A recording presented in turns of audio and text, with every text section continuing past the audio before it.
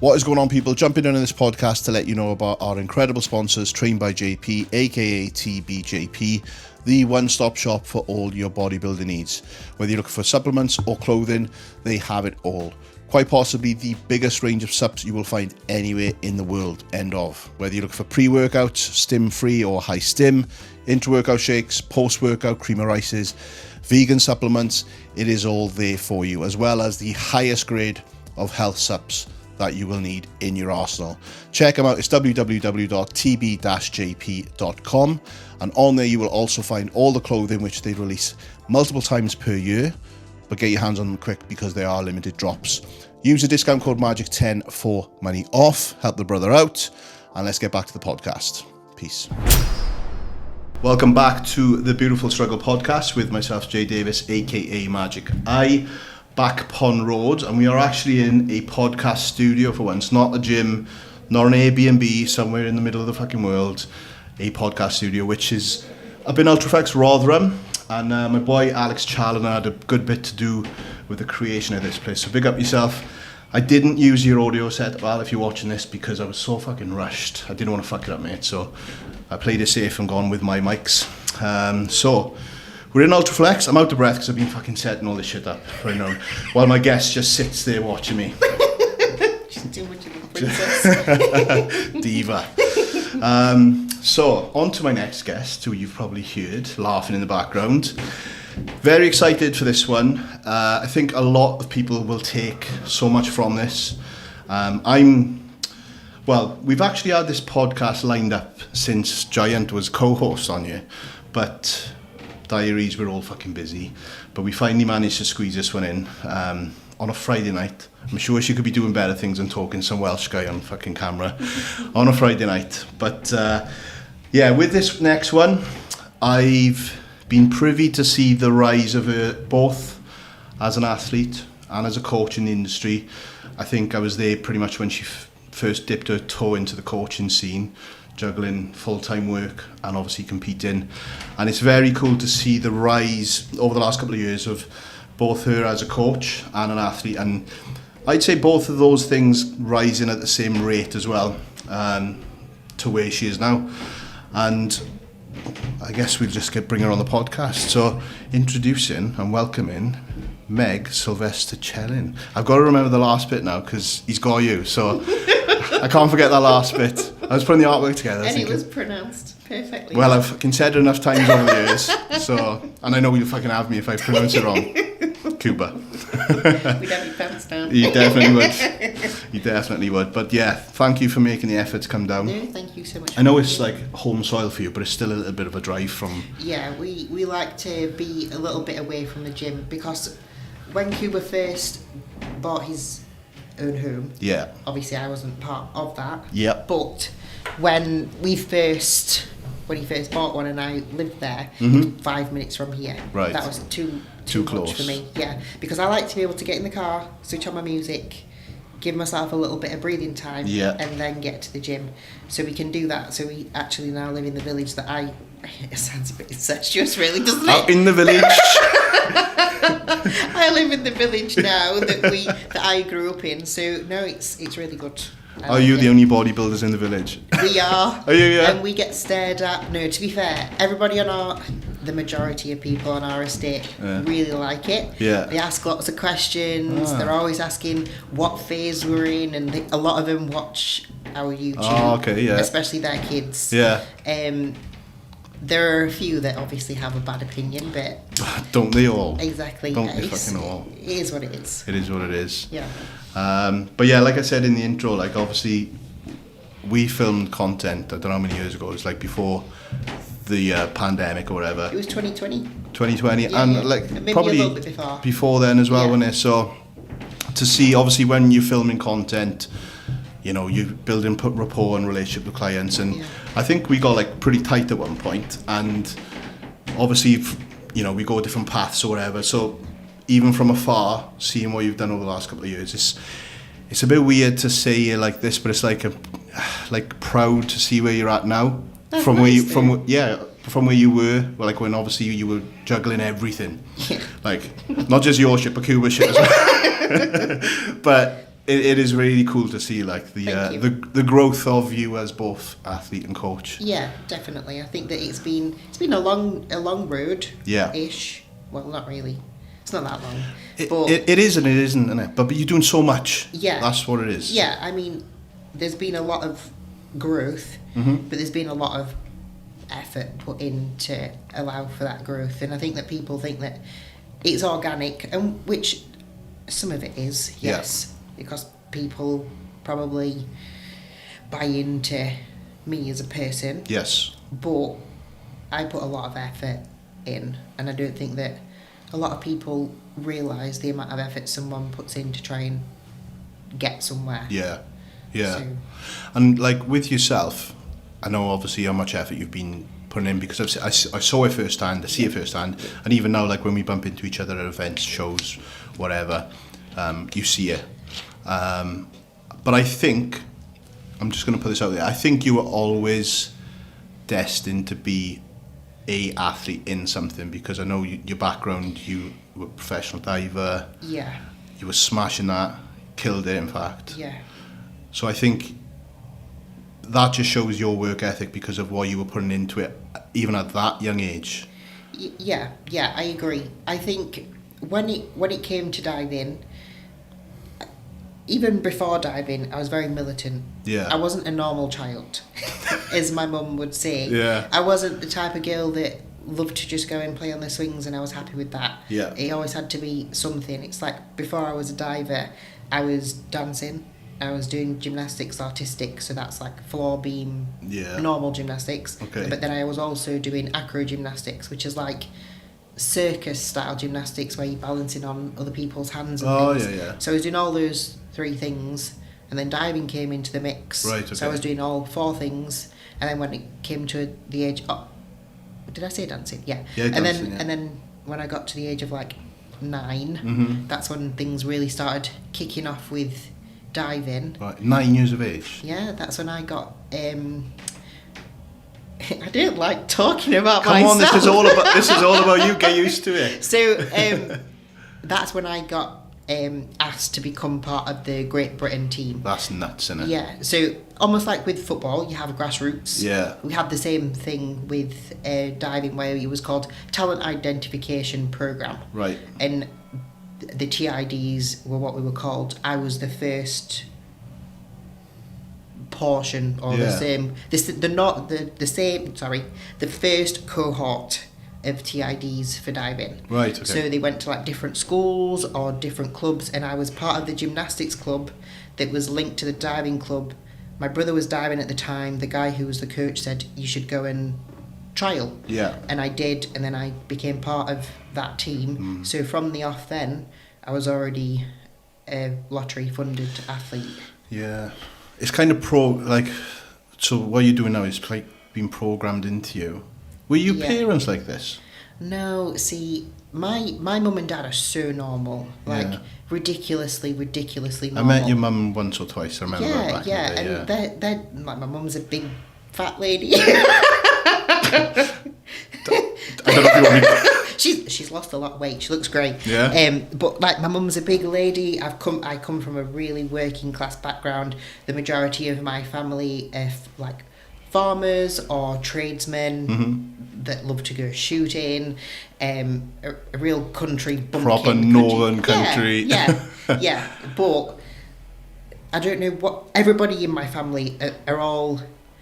I wouldn't call higher level thinkers, I guess we could say. It's more they work so hard, like everything. Like my mum would never have a day off. I remember going home after training one day, before school, after school, before training, and she was taking us, but she'd been off sick, but because she wanted to make sure that I went to the session, she took a sick bag in the car, got in the car. Every time she needed to be sick, she was sick into this sick bag to make sure that I could go and do what I needed to do. So, and like my mum and dad are both the same like that. They wouldn't, unless they were like really ill, they would never have a day off. Cooper's family are exactly the same, so it's really nice because they all get on really well. But yeah, because of me seeing how they were, like just going into sport, it made me, because I'm not the most gifted when it comes to the educational side of things, could we say? I mean, I've not done bad. I did good in my GCSEs, did great with college, got a degree, managed to obviously become... She's not good at education, and she got like degrees. I'm a qualified teacher. See? But I had to try really hard to do anything with it. Yeah.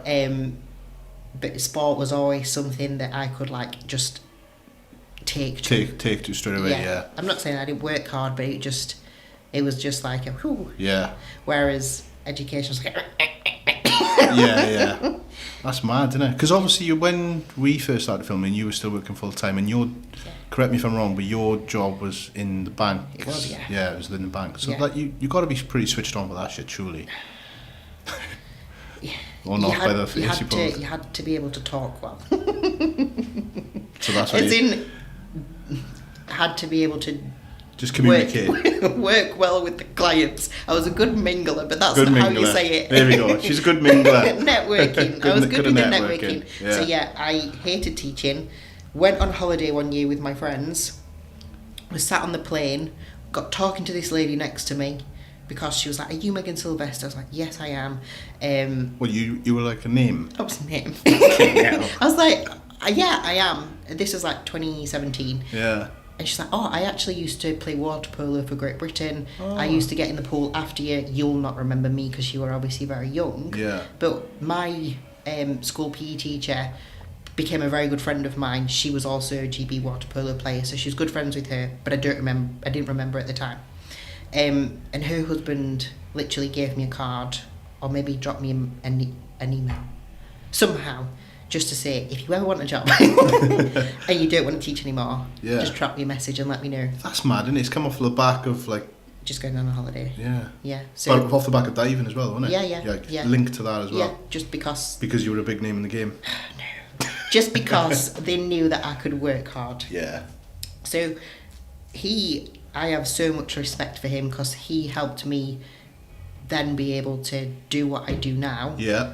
Alongside having a career that financially supported that, to then be able to come away from that. Yeah. So I owe a lot to him and his wife. Do you still keep in touch with them? Yeah. So the lady actually gets her hair done by my hairdresser because she found out about her through me. Right, yeah. So yeah, we stay in contact. Oh, that's sick. I actually helped her because she's also, him and her are both very much like me in that they put everything into everything. She was a powerlifter. He was obviously a big banking manager in Leeds. Yeah. But he used to do, is it Ironman? Ironman, yeah. Ironman, yeah, brutal. But literally like about 3 of them a year. Oh, really? One of them so ones. sometimes they'd ask me like nutritional advice. I helped her lead into a powerlifting event. They're cool. Great people. It's cool that you've kept in touch with them. Yeah. So we've breezed over like the childhood and like the diving. I just want to go back to that. Yeah. I did research. First podcast I've done research for. Because I remember I was like, I'm sure Meg's got like fucking titles and shit. So you've got a couple of British titles by the age of like... Yeah, so with British titles, I pretty much did all of them from kind of every age group that I could have potentially... So you won all of them? I won all of them, yeah. And then the senior ones when I was still a junior. Yeah, that's what I read. You were like competing with the... Yeah. I was going to say like, yeah. The older people. So obviously you're a junior up until you're 18 as a diver. And I was like my peak... Because I retired. I know, yeah. That's what I was reading. 2015, so I was obviously quite young. Yeah. But like most people peak around like 17, 18, 19. Like I was competing with all these people when I was like 13. And you were smashing them. Yeah, 13 through to like 16, 17. Yeah. And like diving is like bodybuilding in that it's very short lived because you do get battered from it. Especially because I was doing 10 metre, I wasn't just doing 3 metre. And my body was just starting to say no. And then because my body was saying no, my mind just wasn't in it anymore. So that's why you called it a day, was it? Yeah. But I was part of a team, so I dived with another girl at the same time as well. We were like the first people in 52 years to get a European medal for British bodybuilding. Yeah, did world events, did youth Olympics. That's sick. Yeah. So smashed her as a diver. Yeah. And then retired by what age? How old would I have been in 2015? What are we in now? So that's 9 years ago, isn't it? 9 years ago, yeah. So I would have been 1920. Retired at 20. Yes. And won all the titles. Won all the titles. Fucking what a career. What a career. In kind of British. Yeah. Still though, you know, there's people out there that will never win that. And still going at it probably probably from when you were doing it. I was European champion one year. Yeah. I never won the Worlds or anything, but I came second at a World Series event, so that was like against the Chinese and things like that, twice. I came sixth at like a big World Championship, so it's like an Olympics Games, but it's not at the Olympics. Okay. Because that's only every 4 every years, 4 but obviously years. they have a big competition each year. every year. And you came sixth in that. Yeah. Yeah, that's big. Yeah, that's big. It's good. Serious guest on the fucking show today. There's definitely people that are way better than me. Yeah, I know, but like, take the credit. Yeah, it was a good career. Yeah. It was something to be proud of, and it definitely taught me a lot of lessons. The guy that was my coach at the time, well, for the majority of my career until I moved to university. Yeah. Because obviously I couldn't take him with me because he was based in Sheffield. He's the reason that I'm the way that I am. Right. Because he was ruthless. He was a horrible, ruthless man. Just drilled it into you though. Oh, honestly, like he was... I remember getting invited into the pool one time to be alongside lots of different big divers. Yeah. And he made me cry. He was like, why are you diving like this? It's absolutely terrible. It's shit. Why are you doing this? Why are you doing that? I'm like, I don't know. I'm guessing you haven't kept in contact with him. Oh, yeah, no, yeah. Do you? Yeah. Oh, okay. He was a really big part of my life when I was younger.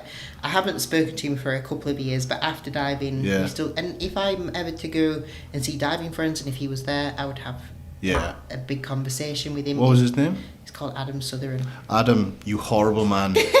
Her words, not mine, if he's watching this. He actually became really unwell, but no, I hope he's doing... Yeah. I hope he's doing well. Well, that's like a massive chapter in your life, isn't it? Yeah, he was like my dad. Yeah. I know that. You spent so much time with him, is it? He became... I think that's why, and I'm sure you'll probably come on to it at some point, I think that's why I have so much respect for 𝘗𝘭𝘰𝘵 as my coach, because of the amount of respect that I had to him as a coach, and I still had a very personal relationship with Adam, not in the way that some sports coaches are, but say nothing. But he looked after me. There was a couple of us. There was me and another boy. He didn't actually do anything with the sport because he just couldn't mentally. But you could see that he was so engrossed into us doing well. Yeah. And I kind of wish that I never went to uni or that I never left him as a coach, because I don't know what would... You can't regret things. Yeah, I was gonna ask you that question a bit later on, because I can see where you're going with that. But like, if you still be diving now, kind of thing? Is that what you... No? Yeah, I don't think I'd still be diving now. No. But I don't know if I would have finished then. I don't know. You would have gone a little bit longer. Yeah.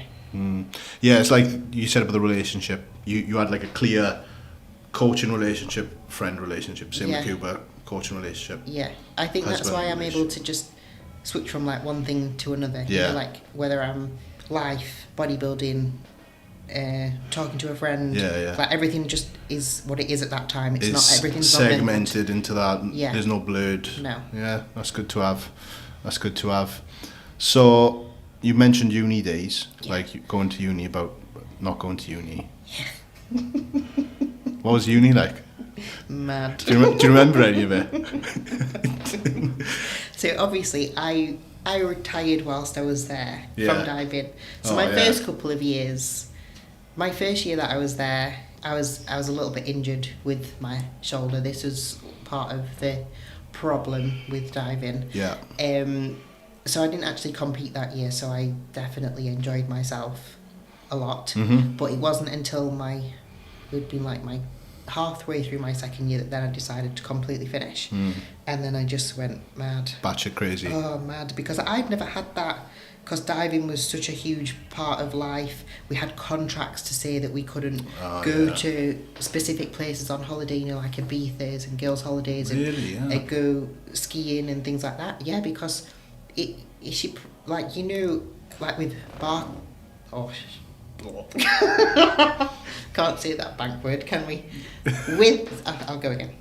No, go on. With the bank, you obviously sign a contract, don't you? Yeah, As to what you can do outside of work, what you're not allowed to do when you're wearing uniform and things like that to show professionalism. Of course, yeah. Because you're getting paid by UK lottery funding, diving was exactly the same. Yeah, you weren't allowed to do specific things. So not that I lived a restricted life because I loved it. I wouldn't see it as restriction. Yeah, of course. But because I then got that little bit of freedom where like... Shackles were off. Like. Yeah, you can do whatever you want. Oh, So you kind of made up for those last... I took it to an absolute extreme. As she's rubbing her head. I think if I wasn't out every Monday, Wednesday, Friday, Saturday, then that was a good week. Never. Yeah. Who was your partner in crime on these partying days? Dropping him. Me and Bria. Yeah. Are very different people. No, we're not different people. No. We're just matured now. Yeah. You've got that out of your system. We had some crazy times at uni. We had some wild nights. Yeah. We had crazy days. Oh, it was, but I wouldn't change that for the world. No, because no. I think that so many people get into bodybuilding. Yeah. And I know that I keep bringing it back to that, but I think that it's important to say so many people go through bodybuilding and then they never like experience being a little bit normal, a little bit wild and get things out their system. Yeah. And I think that it's important and an important part of life to be able to experience things that's not just... Yeah. Especially these younger guys, because obviously all the younger guys are watching content that like you put out, Cuba puts out, you know, and the trend in people in the industry. Yeah. And they're going into it from a young age, seeing that, and then they're so consumed by it, they're just in that, and then... Yeah, and I think that a lot of them do get like really bogged down in it. A lot of them get really negative and in a really negative headspace because they don't understand that freedom that they can have. Mm-hmm. Whereas because I did that, and I came into bodybuilding a little bit late. I was 23, 24 when I first competed, I think. She says that's late. I got into it when I was fucking 37. Well, like compared to some, like I have clients now that are like 16, 17, and I'm like, are you sure you want to like do this? Do you not want to enjoy live a bit, life a little bit? Because you've got, I think you've got to 100%, yeah. I mean, if you don't want to, you don't have to, but I do think that it's going to come a time where you want to do that, and then it's like, oh, you're going to look back, you're going to regret, innit? Yeah. And I was literally, from the last shoot I was on, I overheard a conversation exactly like that about like an older guy telling a younger guy, you know, it's not all about that. Go and do a bit first. Yeah, 100%. You've got to have that freedom of being a young one, because you don't get that when you're older. Because once you've then maybe finished bodybuilding a little bit later, you've then got all your what are they called? Reliabilities? No. Responsibilities. It's alright, that's why I'm here. You say, I thought you said you were good at talking.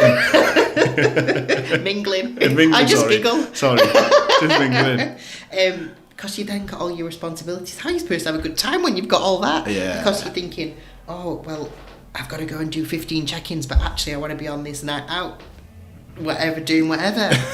Doing whatever. Doing whatever. Yeah, no, you can't. It's definitely good advice to the younger ones watching this as well. Yeah, 100%. And even some of the older ones. Definitely. Just be able to switch off a little bit. Yeah. I think that you do have to do that. You have to be in it, and you've got to be whatever, but bodybuilding's so short-lived that, be in it, but make sure you do have that time to come up for a little bit of air, because otherwise you just get consumed by it, and you don't want that. No, definitely not. Transitioning on to the next thing then, which we said about you working with the bank. Yeah. We won't name said bank, but nearly. Managing your obviously full-time work alongside the bodybuilding, and then starting to coach, because at the time I think you weren't coaching when I first started filming, or maybe helping a couple of people, but then you pretty much made the jump, because I remember you like managing everything. Yeah, because you were coaching Cuba the back end of 2019, weren't you?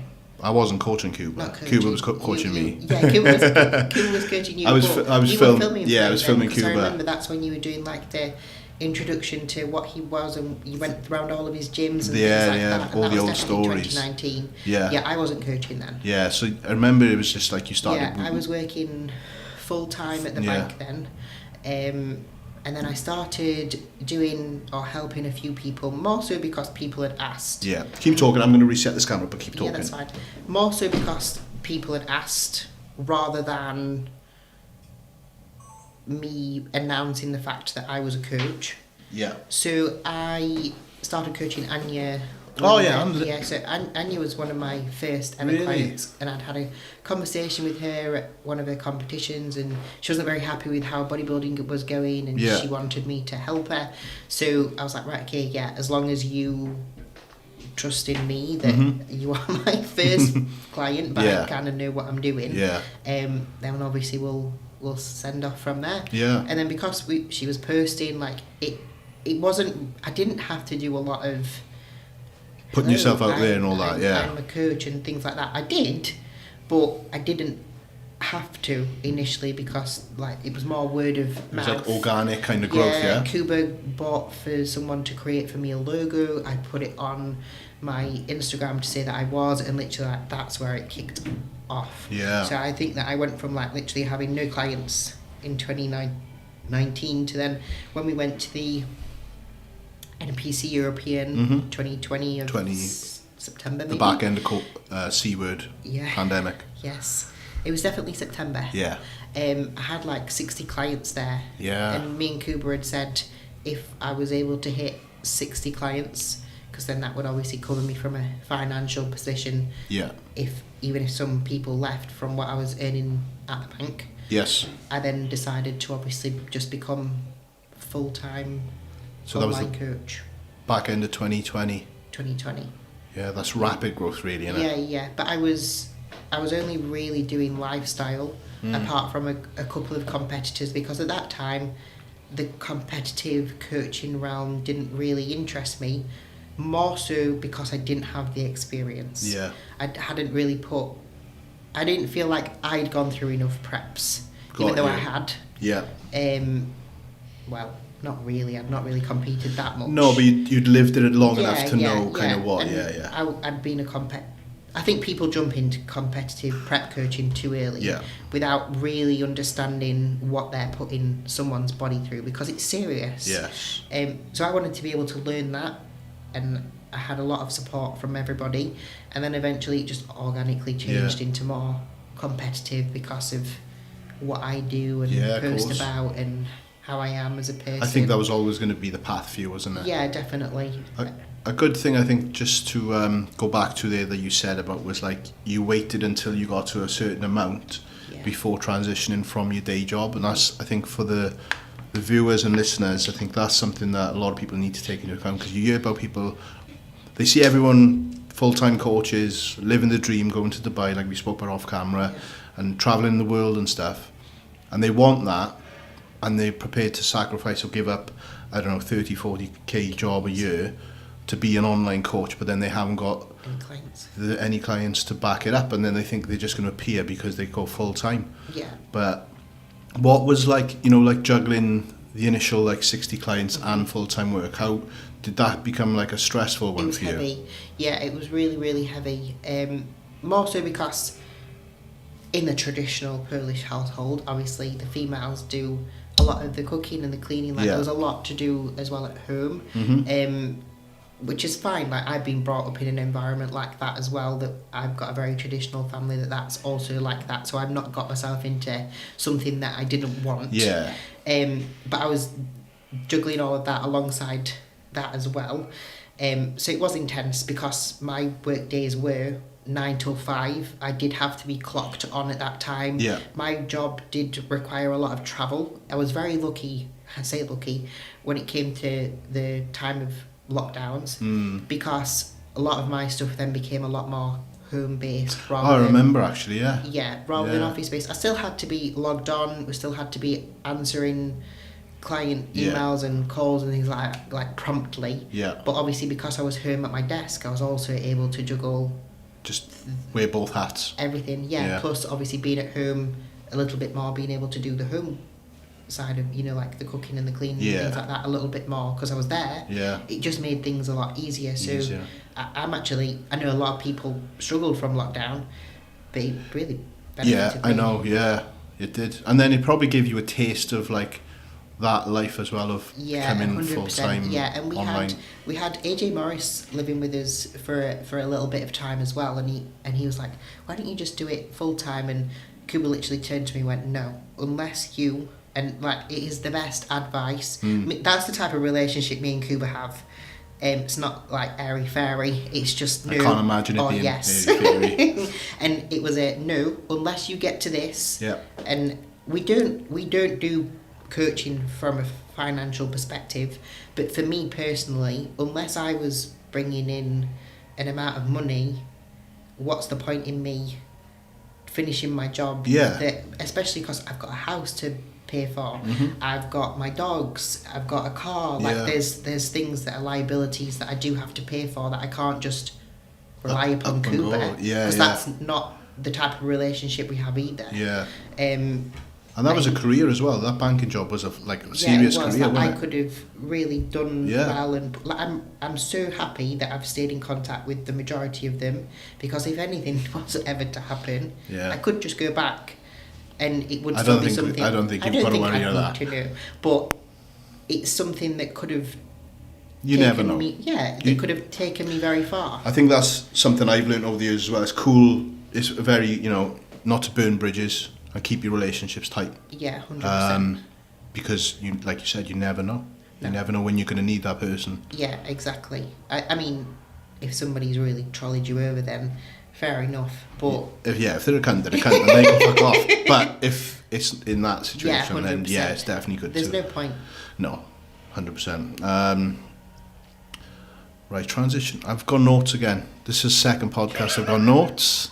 I've actually done research and I've done notes this one. So we're up and we got a fucking light up sign. We're rolling. It's not my sign, but we got one. Right, so transitioning and making the jump to full-time coaching. We know how that was my next kind of point, but we've kind of breezed over that. And I know, like, Meg's on prep at the minute. I think, 9 and a bit weeks out, or 10 weeks? I'm 10 weeks out, yeah. 10 weeks out, so I'm cautious of the time. Don't worry about me, I'm all good. Right. Realising your potential as an athlete then. So we've done the coaching and we know like how much that spiraled and the rate of that grew. When did you, because you were competing before I even met you, so you'd already done shows, you'd already pro when I met you, both of you. So when was it that you kind of realised your potential, or have you not realised your potential, or when you thought, I can really fucking go for this now? Come on, talk about yourself. I would say that I'm very thankful for the people around me because they realise my potential. They realise, not me so much. And I think that that's just a part of being a bodybuilder, that I think a lot of the guys that do well are probably very much that way. They believe in their work ethic, but they don't know where it's going to take them. Like, I don't know, maybe I've not seen my body yet, now stripped down what it's going to look like. I've not seen what it looks like when it's next to someone on stage that potentially went to the Olympia last year.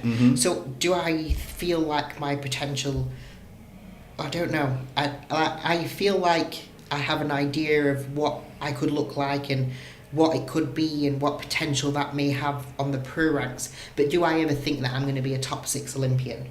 Probably not, no. Because there's just a certain element of genetics that comes into play when it comes to that level of bodybuilding. Okay. But if we reverse back. So I started bodybuilding, competing wise, 2017?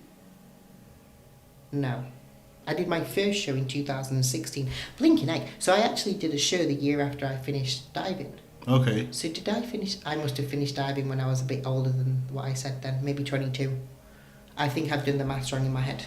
Sorry. Anyway, it doesn't matter. No one cares. No. So I did my first show in 2016 and I came last, dead last. Really? And I just loved it. Yeah. Oh my goodness. So I didn't do it because I was like, I've got potential in this, I could do really well. Yeah. I did it because I had something new to focus on that wasn't diving anymore, because I needed something to stick. I get that. What's the matter? I've done my maths wrong. The cogs are spinning there, I can see. It doesn't matter. Anyway, I might have finished diving a little bit early. Maybe it was 2013. I think the main point that you're going to get across there is the fact that you didn't want to do a show just to do a fucking show. No, I didn't. You were training and you thought, I need something else. Yeah, this is what I'm super passionate about. I did. And the guy who was, he didn't own the gym. I was training at Pure Gym. The manager at Pure Gym, was also because that was the only gym that was in Plymouth at the time, because I was at uni. Plymouth? I was in Plymouth. Oh, right. Oh, uni. So I went to uni in Plymouth. Oh, yeah, I think I knew because this, I was very lucky that I got a scholarship because of diving. Yeah. Obviously, then the scholarship was not as part of like year 3 and fulfilled. 4th. You didn't have a scholarship for partying and raving. I just did the first 2 years. Transitioned the scholarship to revs. Yeah, maybe I don't know what years it was anymore, because I'm just too old. Anyway, it doesn't matter. So 2016 came last, loved it, but I've got a competitive nature, and I was like, I don't want to do this again if I come last. Right. So I was like, right, let's go into an off season. Didn't do that very well, got a bit fat, but here's what it is. It is what it is. The next competition I did was a UKBFF show. It was actually a really like well-known show, and I was like, right, if I can come like top 3, excellent. I actually won, got an invite to the Arnold's Classic Europe as part of Team UKBFF. Came 6th there, and did the British finals, and I think I came 6th there as well, but I don't actually remember. But that was good, like for a second year of competing. And then after that, I was like, right, I don't know if I want to do it anymore.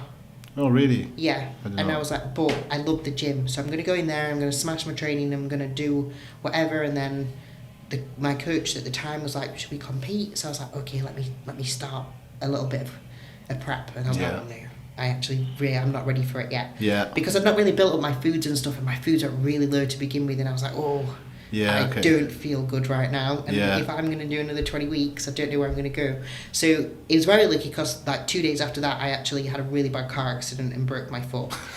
I was really lucky I got in a car accident. Yeah, because then I was like, right, I don't have to do it. Oh, okay.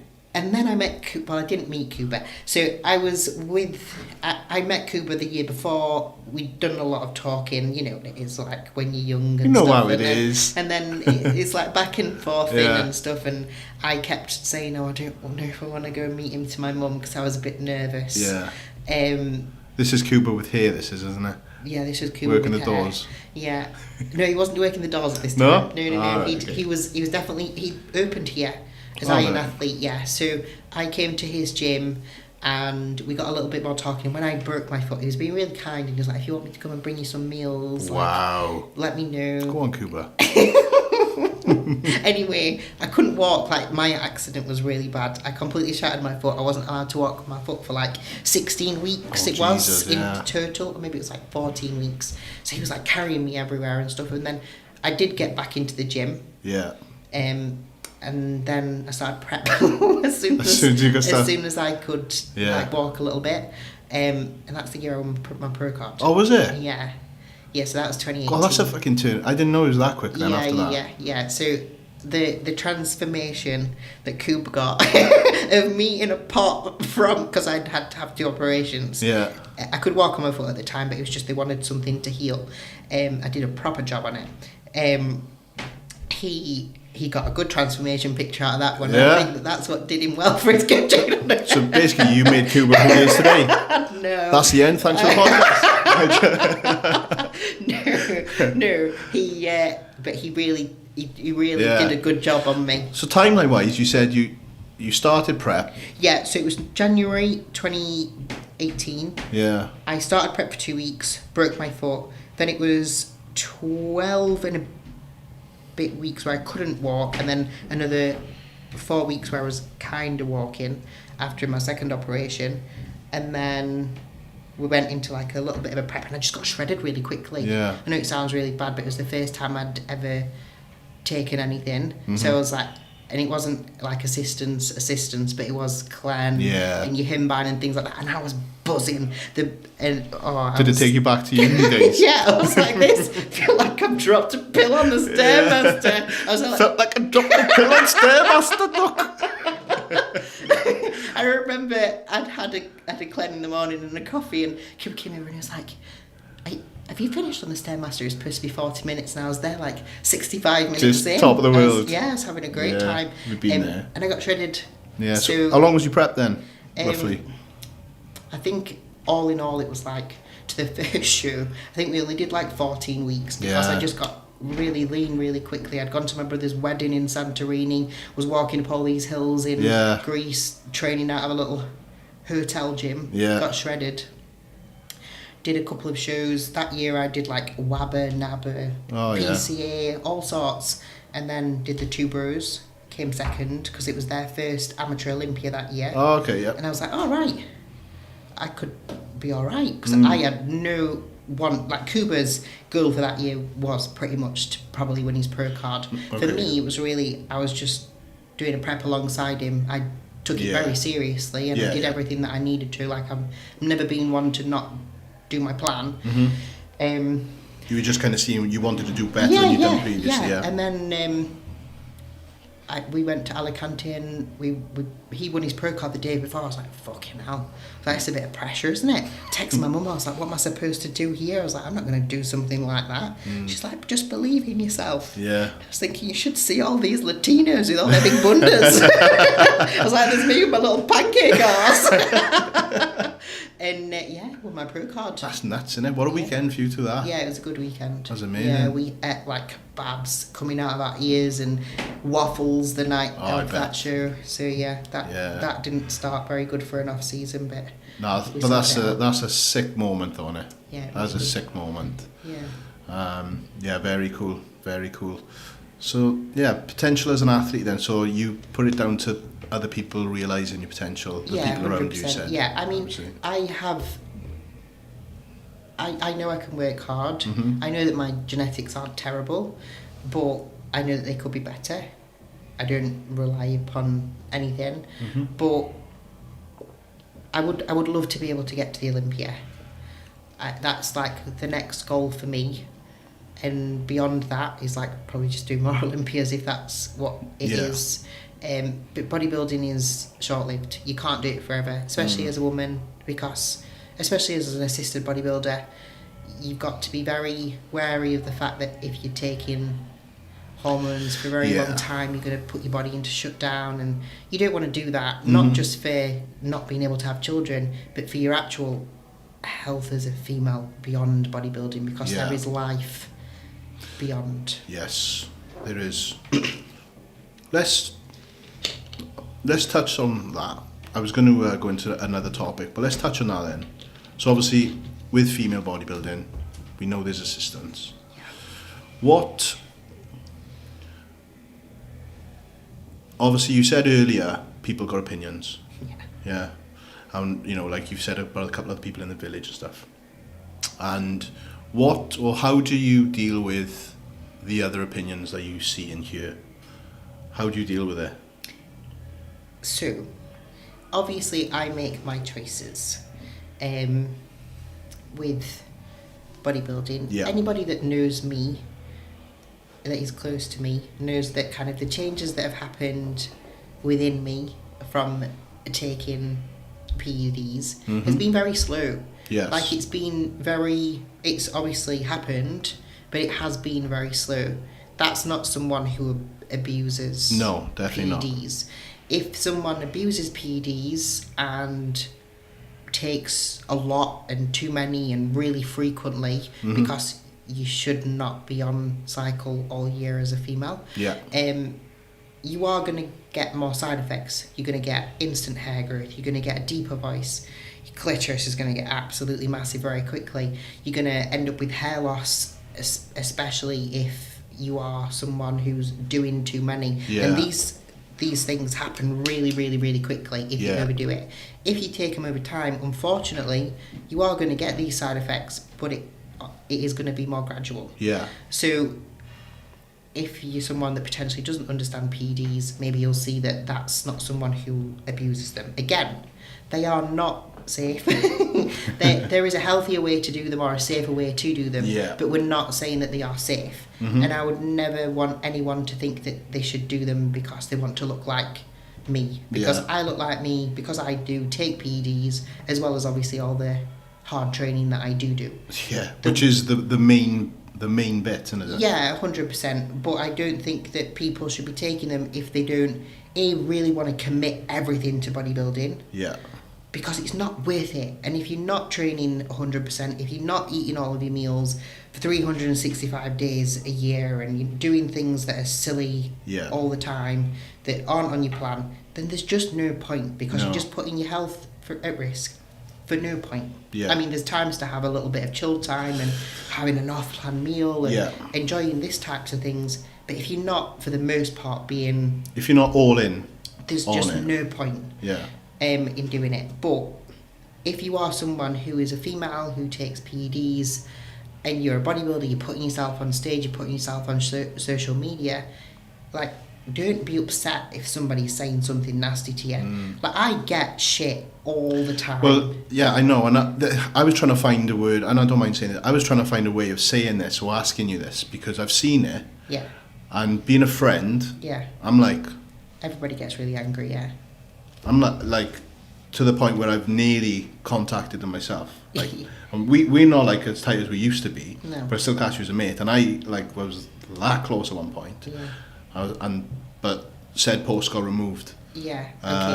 Okay. All right. I know about said post. Said post. Yeah. So yeah. So I actually got tagged in that post. I know you did. So they didn't actually try to hide that from me. Yeah. Which is like, everybody can have an opinion, but when someone has an opinion and they do it themselves, I just think, don't be a contradictory dick. 100%. Because what leg have you got to stand on telling me that I'm doing something that I know that I'm doing? If you don't know me, you don't know my approach, you've not really got a leg to stand on. Yeah. And I think that you just make yourself look very silly.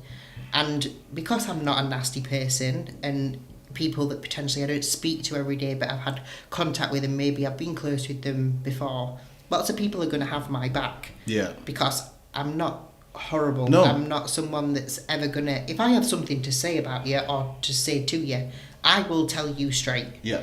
And that's just the way that I am. So I do have friends that aren't friends that are connections. So I'm very thankful for the people that do have my back. But for the people that don't do bodybuilding, and they obviously have, and they don't understand bodybuilding, I understand.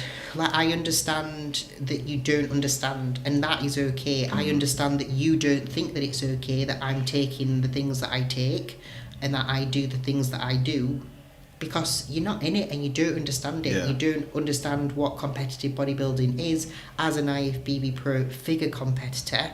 But, like, I trained naturally from the age of 3. Like, I was so sporty. Yeah. Like, weight training from the age of 9, things like that. Like, I had a lot of base muscle. I didn't come into the sport and instantly start taking PEDs. I was 2.5 years into my bodybuilding capacity. I didn't know about natural bodybuilding when I first started. You just said the prep that you did to win your pro card. Yeah. That's when you put Clen in for the first time. Yeah. So. And then towards the back end of that prep, that's when I took a small cycle of Anavar. And then after that, that's all that I really touched. But people, obviously up until probably about 3 years ago, that then we started introducing things like Primobolan, that's obviously more injectable based. But like, I don't care about talking about it. Like, I'll talk about it openly to anybody.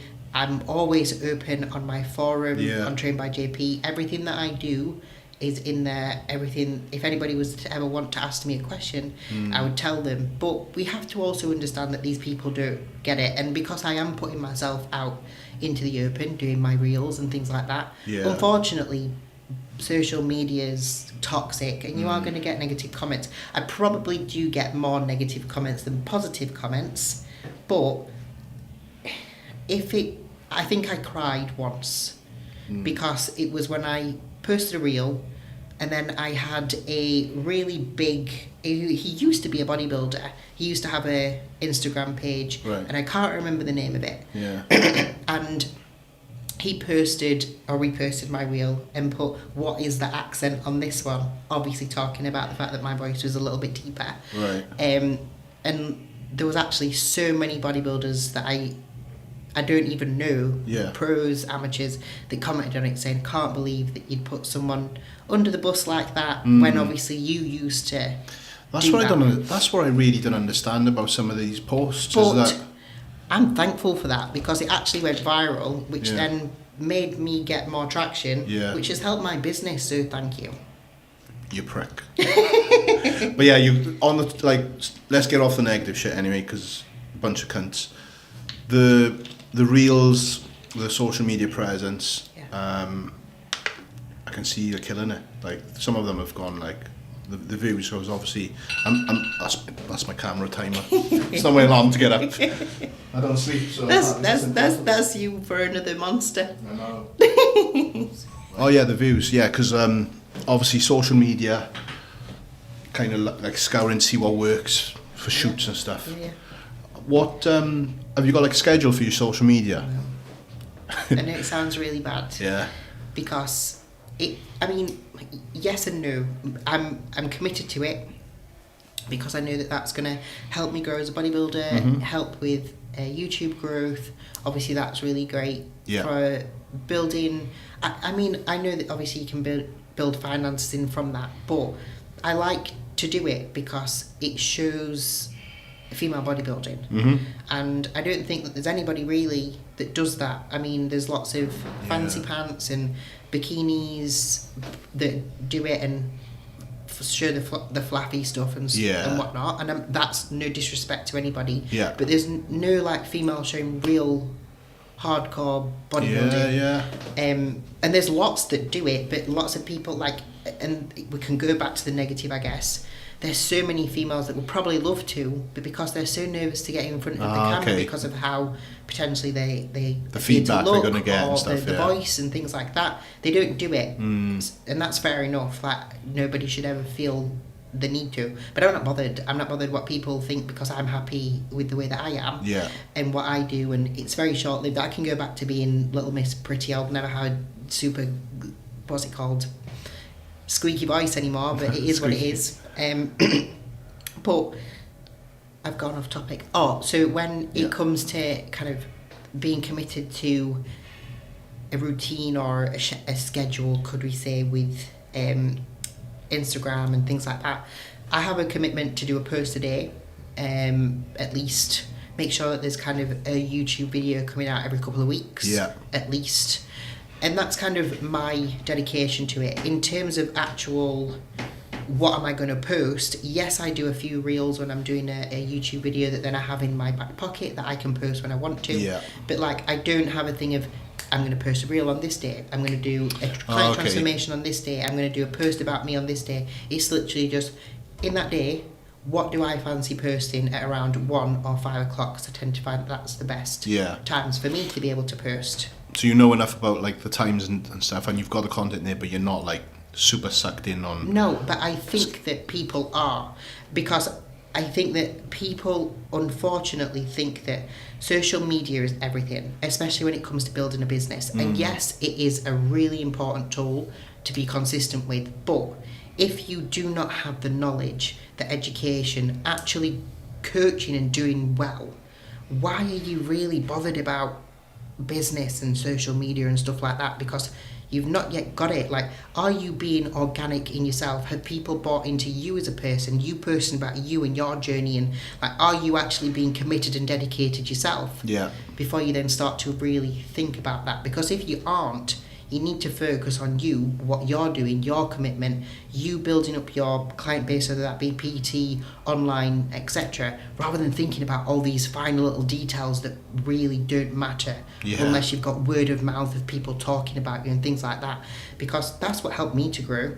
People bought into me as a person because I posted about stuff that, about how I felt, how my journey was, what I thought other girls or maybe even boys could kind of resonate with, and that's how I grew mine. And I think that if you just try to be too anal with it and it's not organic and it's not you're not educated or knowledgeable enough to be able to do that, like, I just don't think that there's any point in focusing on everything. That kind of ties into one of the questions I had just on IG, asking how do I get sponsored?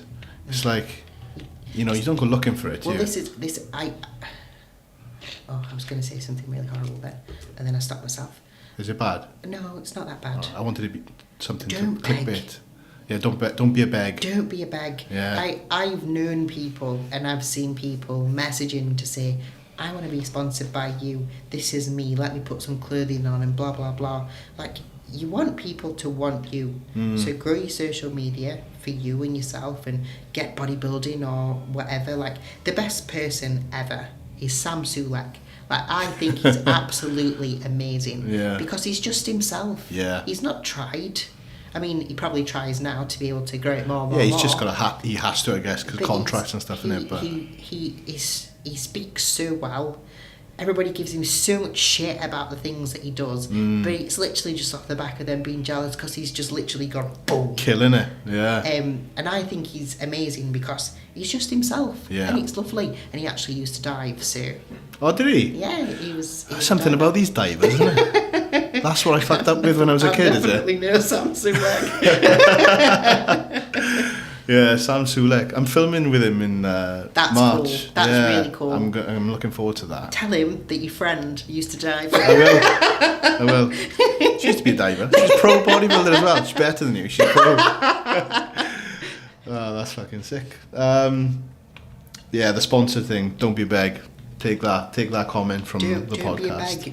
Be a bodybuilder or be an influencer. Yeah. Build up your own stuff and let people ask you, because then that way you're gonna get a good sponsorship. How long have you been with Trained by JP now? A really long time. Part of the woodwork. Yeah, 2018 was when they asked me to join the team. Just when they had I think it was 4 supplements. I think it was they had the Sustain, the MPS. Don't think they had protein at the time. I can't remember. It was literally, I think, maybe just those 2 products. Just intros, yeah. Yeah, a little bit of clothing. They were doing a lot of their videos each month. Yeah. And I was part of that. So, yeah, I'm so honoured to be part of John and Corin's team, because not only because of the obvious supplements and things that we get as part of our contracts, but more so because they're 2 of the people that believe in me. I was literally going to ask you, were those when you said about the people that... There's a very small group of people that I have huge respect for when it comes to bodybuilding, because I think it's important not to be oversaturated by lots of people's opinions. Yeah, loads of people blowing smoke up your arse, and I've been brought up in the bodybuilding environment mostly by Cooper, because it was only a couple of years of me into it when I actually met him. Yeah. So the style of training and the way in which I've got my mindset of being quite militant and on it, and even my off-plan meals are factored into my macros and things like that. And it's sushi and it's not, do you know, it's a bit sad, but obviously it's not though. A little bit. But you're a professional athlete, mate. I know. There's levels to this shit. Yeah, I know. But Jordan and Corinne are part of the team that I respect massively when it comes to my bodybuilding. They both have high opinions of me as an athlete. I think it helps that I also am very much like them where I'm on it. Yeah. And I think that they have a lot of respect for people that are also like that. Definitely, yeah. But they've both been... They would tell me straight if they didn't think that something was right. Yeah. But Jordan was one of the first people that said she should do figure. Okay. So I remember having a conversation with him in 2018 when I was on the fence after I'd become a Bikini Pro in King's Gym, and he was like, yeah, you should do it. So you turned pro in Bikini? I did. Ah, right, we missed that bit. Yeah. Sorry. Sorry. Yeah, I turned pro. I think I knew, but... Yeah. For the listeners. I didn't have enough muscle to do figure at the time, but my shape is definitely more figure. But I was a good bikini competitor. I did have a nice physique. I probably could have done well in the pro league as a bikini competitor. Yeah. But I couldn't have trained how I wanted to. Yeah, and that's what you love to do, isn't it? Yeah, it does. It is. But obviously I've had to push things a lot more being a figure competitor because they're big. People don't understand how big the figure girls are. They are huge and shapely. It's big in certain areas rather than everywhere, really. But and it's beautiful. It's just beautiful. Yeah. But yeah, that was just the way my body is framed. Definitely more of a figure, but I've had to try really hard to get any type of density even close to these girls at the top. Well, you're doing it. Yeah, trying. You do, from what I see, and then I think the last time I saw you on stage was at the Arnold's. Yeah, that was my last show. Was that your last show? Oh, there yeah, we go. I haven't competed since. How many pro shows have you done now? Was Spain? 5. Was Spain your pro debut? Yeah. When I was there, yeah? Well, sorry, does my Bikini Pro shows count as 6? Yes. Okay, 6. 6. So you did a Bikini Pro show? So the day that I won my Bikini... Oh, you jumped in. I jumped in the pro show. I came 8th. Yeah. There was like 24 girls. Oh, really? Yeah. Oh. The lady who just won the Olympia, not last year, but the year before, she won my show. What's her name? Maureen. Oh, yeah, Maureen, yeah. Yes. I only know a couple of... But I know that. Yeah, she's beautiful. Oh, honestly, you know, in person, her body and her face and everything's just... She's just beautiful bikini. 𝘴𝘱𝘰𝘯𝘴𝘰𝘵 did that show. She was really helpful with me backstage because I had no idea what an eye walk was for a pro at all. Because you've got to do a minute. I'm used to 10 seconds and then you're off. Did you enjoy the experience of like going? Obviously, you've gone there the day after 𝘐𝑵 winning his pro card, and then you winning your pro card, and then jumping into this pro show. What was that? Did you enjoy that experience? It was a really good experience, but it really showed me that I didn't enjoy bikini. Right. Because I was on stage, and I was really bored. I was like, oh my god, we're only doing like 2 poses. And there's 24 of you up there as well. We all pretty much look the same. Yeah, fuck knows what the judges do. Apart from the ones at the top that are obviously absolutely incredible. Us post the top 6, we all look the same. So it's just pick of the bag. Were you all just standing on stage just waiting as well? Like, honestly, lined up, we were on stage for 45 minutes. And obviously when you stood at the side, like you stood there hitting your pose and you're like, I was like shaking because I didn't realise you weren't supposed to like pose really hard. So you just tense Kim was like, breathe, relax. I'm like, I can't. That's class. I was thinking about my waffle that I was going to be able to have that night. The waffle, many waffles probably, is it? Yeah, but no. What were we talking about before we went on to that? Looking at my notes. You don't know, do you? No, I fucked up. Shit host. We'll move on. I think it was... Jordan and Corinne. Jordan and Corinne, and then I asked how many pro shows you'd done. But yeah, trained by JP, so obviously you've been with them since 2018. 2018. So that's sick. Jordan has literally just messaged me with it. I wouldn't want to go with anyone else. No. I'd like to grow with them because there's not a lot of companies that even take on women. Yeah. I feel like they're very committed to me, and I'm very appreciative of that because not many people are that bothered about female bodybuilding, which because it don't bring as much money in, fair enough.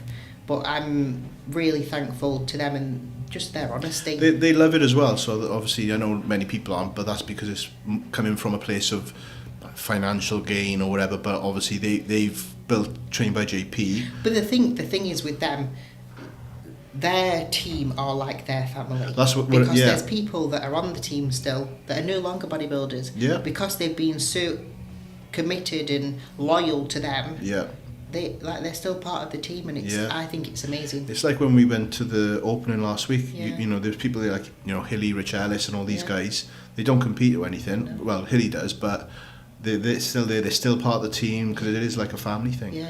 And a lot of the people that are part of the team have a lot of knowledge as well, which is really nice, especially as part of like the forums that they've got, because anybody can ask any questions at any time. Yeah. And they're getting like actual genuine replies they can implement it into their journey. Yeah. And it's actually going to help them. Constructive replies as well. Yeah. Big up Jordan and Corinne. What I was speaking to you about off camera before. Yeah.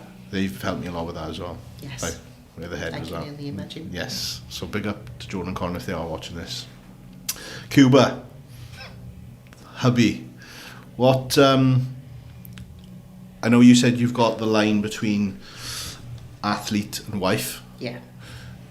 How is that to manage? Because there's going to be people out there that are in relationships that compete, or they compete alongside each other, etc., or prep at different times of the year. How do you guys manage that, or is it clear just night and day, like black and white in terms of like? Yeah, just black and white. I know that it sounds maybe it sounds like it shouldn't be like that, but it is. Because, I mean, we've coached couples, and then we've coached couples that have then tried to coach each other and then come back, and we know people that have tried to do that. Like, it really doesn't work for 90% of people, because either they just can't be told that they're doing something wrong, or they don't look good enough by their significant other, which is fair enough. Like, some people, I think it works for us because I want to be the best that I can be, and if he's brown nosing me, whatever it's called. Yeah, brown nosing. Yeah, if he's been like really, not that he's not positive, but if he's like telling me that I'm amazing all the time, where is that going just blowing smoke, innit? Yeah, but we all, like, I really respect him as a partner, because if I'm doing something really shit or really stupid, not just on a bodybuilding sense, even as a person, he'll tell me straight. And I love that about our relationship. It creates really big arguments at times, but then you also have to, you then take a moment to reflect, and you're like, they're really right. Yeah. And I wish that they weren't really right, but they are. Yeah. And I think that just then stems into the respect that I have for him as a coach. It's like, he's brought me up as a coach. Yeah. If that makes sense. Like, he's been my mentor. Yeah. So if I don't respect his coaching, then I don't respect my coaching, because that's his coaching. His if coaching. That makes sense. Okay. I have my own ways, and I have ways that I speak to people. He has his ways that he speaks to people. He probably maybe has like different approaches in some senses. Probably not really, because it's all very individual based on that person. But yeah, like we do have a great relationship. I guess everybody has their ups and downs, don't they? It's life. Yeah. I mean, you've got to communicate, and sometimes that person don't like that. Yeah. And then, there's been big blowouts and all sorts, and then when you've got all the pressures of everything, it's just what it is. But you've got to work through that. I'm in a family unit, as in my family. Yeah. In that you go through difficult times sometimes, and you push through it. Lots of, like, the norm now, it's difficult time. Well, that's it. Yeah, you just hear things fall apart so easily these days. So it's Whereas I don't have that mindset. So we both have a lot of respect for each other. There's probably things that we don't like about each other. There's things that we love about each other. But the most important thing is that I've never met someone that's so supportive and wants the best for me as what he does. Yeah. Obviously, bar my family. Yes, yeah. But like, I've never met another person that's had that for me. And I hope that he'd think that way for himself as well. I'm sure he does. But like, that's what makes it work. But that's not just from a bodybuilding point of view. That's everything. Everything outside of it, yeah. Well, that's cool. That's very cool. The old cliche, anything worth having is worth the work, like. So yeah, 100%. That's cool. Right, current and future plans. I'm not sure if you put out there what shows you're doing, and you don't have to reveal that. I'm not bothered. But you can talk about it quickly. Anything. I'm conscious of your time. Okay. So let's whip through like some Q&As off Insta that we've had, and your current and future plans. Perfect. Current and future plans. Yeah. So current plans, get lean. Because obviously I've been through a big off season. I had like 12 months off, so now it's literally just time to get lean, see what's underneath. We don't have to hold back. Like every other prep that I've done as a figure competitor, I've had to hold back a little bit in terms of how much we can push, because I didn't have the density. We couldn't risk going really quickly. Got you, yeah. Because the back of me would have just fallen off. You want to hold on to it, yeah. Whereas now we can be a bit more aggressive, because this is something that some other people might take from it. I obviously got lean last time, but the back of me wasn't as lean as the front of me. But if I would have got my back as lean as my front would not have looked the way that it did, because I would have just lost the front to sacrifice that for the back, if that makes sense, because I just didn't have the density there to get that lean from there. But it allowed for me to have beautiful shape, look powerful, just obviously not so much from the back. Whereas hopefully this time we'll have a match. Yeah, fingers crossed. Who knows? It might have fallen off still. Well, that's up to your coach. It might still fall. Well, if if it falls off, it's Cooper's fault. No, I'm kidding. Hashtag blame Cooper. Hashtag write that down. He'll love that. So yeah, basically just get lean. I am 10 weeks out. I'm doing the Charlotte Cup in North Carolina. Oh, nice. Then I'm doing the Tri-City Classic, which is a week later. And then I might do another show that's a week after that in America that's called I can't say it, 𝘴𝘱𝘰𝘯𝘴𝘰𝘵. No idea. I don't know how you say it. So you're going to stay stateside for like 3 or 4 weeks, is it? Yeah. Oh, that's cool though. Because it just makes it easier, you know, rather than coming and going. You did one over there, haven't you? Is it the Sasquatch? Yeah, Sasquatch, yeah. Yeah, that's a mad name for a show, isn't it? Yeah, and they had a big Sasquatch there. Did they? Yeah, it was really good. The trophy that Rhea got, because obviously she won. Yeah. Oh, it was amazing. Was it I was Sasquatch? like, I know that you've won, but can I just have that trophy? It's Sasquatch, was it? Yeah, it was massive as well. Oh, I was fair like, play. it took her a bit of doing, you know, to get it home. Oh, right, okay. Yeah, it was a bit of a nightmare. And then someone got a sword, and then they dropped it, and it chopped someone's toe off. No way! In the show? I think it was my show, yeah. Oh, fucking hell. I knew. That was one of the amateurs there. Chopped his toe off? Yeah. Apparently they're not allowed to use swords anymore, but they might have just... Well, at least we know it's a real sword. Well, why would you use a real sword? Why would you not just use a big Chopped his piece of fucking metal? toe off. I didn't expect that. Chopped his fucking toe off? Yeah, so that's my current plans. Yeah. Future plans, hopefully at some point get to the Olympia. Yeah. But I don't want to spend forever as a bodybuilder because I want to have kids. Okay. What's any timeline? I'd love to have a child by the time I'm 33. Fucking hell, you make me feel old. How old, you know? I'm 30 this year. Yeah. So yeah. And then if I would come back to bodybuilding, I don't know. If I would come back to bodybuilding as a figure athlete, I don't know. But I would still train like me. Of course. It's instilled in you now, isn't it? Yeah. It's in and you, I want to continue building our coaching past that. Like, I'm not doing coaching because of my bodybuilding. Mm-hmm. I do coaching because that is an avenue that I'm really passionate about, that I want to extend into the future to be able to give people good knowledge. That's a cool little timeline though. Next few years. Yeah, 100%. And you never say never. You know, you'd never know what's going to happen after that anyway, do you? No. Right, let's bang through these Q&As before you fall asleep on me. 5 minutes. 5 minutes. We've got 5 minutes. Let me see this. So Check I this can camera. go eat my foods. Yeah, we've got 5 minutes then. Quick fire. We'll do a quick fire style, right? Fire. Right. I'm not going to mention the name, so if you ask this question, you know your name. Importance of rest days. What qualifies as a proper rest day during prep? During a prep, I mean, you're probably not going to be resting too much. You're probably going to have quite a little bit of steps, maybe some cardio in, because that's just is what it is on prep. You've got to still keep going. On a deload, maybe a little bit different. You'll probably have to pull back on your expenditure a little, because the idea is to drop some fatigue. But an actual rest day, you're obviously eating a little bit less food, you're not actually training, you're still moving around, and that's probably a day where you want to do like your mobility, maybe a little bit of a massage, going to a sauna, just doing something that actually chills you out a little bit. Chills you out and relaxes you, yeah. Switching from powerlifting to bodybuilding and struggling with mindset change, any tips? Well, I guess I switched from diving to bodybuilding.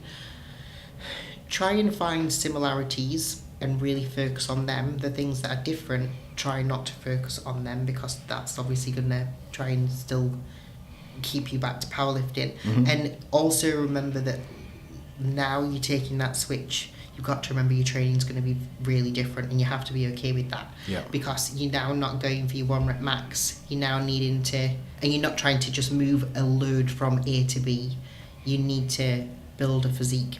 So that means you probably are going to have to pull things back. You're going to have to start from scratch. You're going to have to learn to train. I'm not saying that powerlifters don't train properly, but like the way in which they squat to be able to move their load is very different to how a bodybuilder squats. We would squat, because we need to be able to build the mass, meaning that you need to go through full range of motion. You need to probably control your tempo so that you're not getting injured, etc., etc. You need to probably change your mindset a little bit from that bit, but maybe just actually build some goals so that you've actually got something to be able to focus upon, which then should help you to switch your mindset to really being bothered about it. But if you're really struggling to switch your mindset, maybe you don't actually want to do bodybuilding and you just want to stick with powerlifting, because you don't have to. Don't have to. Cool. I thought they were quick fire, Meg. Sorry. No. Best exercise for deltoid deltoid grow. We're just going to go side laterals, aren't we? But yeah, that's it. Easy, that'll do. Are you at the UK Arnold's? No, I'll be a couple of weeks out from my show, so I think it's important I look after my recovery a little bit. Yes, definitely. There's a couple of statement ones, I'll read them quick. No question, but you're cool as fuck. Thanks. That was Cuba. No, I'm only joking. Just thank you to share much information here for us. I've had another one, like just a massive thank you for all the output. Inspires male bodybuilders as well, which is cool to hear that. Amazing, that's nice. And then on to the second lot. If you could give advice to yourself at 18 years old, we'll finish on this, what would it be? Do what makes you happy. Follow your passion. Don't be afraid to do things that are different to what the norm would expect you to do. Yeah. And don't settle for something that you just think needs to be done. Just try and build a life that you're going to really enjoy. It's like, I've gone on a waffle again, haven't I? But I didn't think 18 that I'd be doing what I'm doing now. I thought that I would be a teacher, probably a couple of kids, probably in a house, settle down in your village, all sorts in my village. And like, life is just so different. Yeah. That you just need to roll with it. You can't just expect that it's going to be the way that you think it's going to be. Yeah. If there's an opportunity that arises that is fantastic, go for it. That's a sick answer. I like it. Everyone can check Meg out on Instagram. It's at Meg Sylvester 𝘗𝘕𝘰𝘕. We did have a question. How do you pronounce 𝘗𝘕𝘕? Chillin'. Is it 𝘗𝘕𝘕? Chillin'. Chilling, basically. But yeah, thank you very much for this. We've gone over a little bit on what you said, but I think you've had a good time. We've had a good crack. But yeah, appreciate it. Check Meg out, support her prep, follow her all while she's over stateside. And yeah, thank you very much. Like, comment, subscribe, follow the Spotify, drop a comment for anyone you want me to get on. There are more people in the pipeline. I'll continue to bring them on. And I will see you in the next episode. Peace.